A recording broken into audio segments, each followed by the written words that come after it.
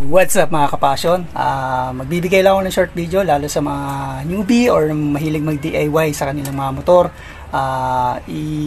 Ituturo ko lang o i-share ko lang sa inyo yung idea ko, yung pag-install ng flyball o bola o proper install ng bola sa pulley, no? Para hindi kayo masiraan, okay?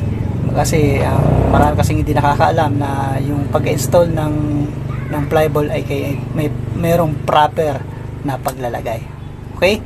Ayun lang, panoorin nyo ito mga kapasyon, lalo yung mga nagdi-DIY, yung mga newbie, para hindi kayo masiraan ng pyesa. Tara, panoorin nyo ito, para sa inyo to. Mga kapasyon, short video lang, tuturuan ko lang kayo yung paano mag-install o proper na paglalagay ng bola o flyball sa pulley, no?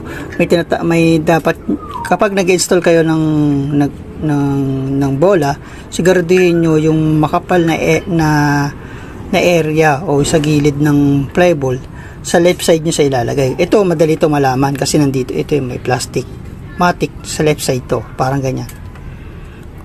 Left side ilalagay ganyan. Okay, mas madali siyang kasi may cover na siya. Yung mga ganito mga paps, katulad nito, mga ganitong flyball na wala siyang cover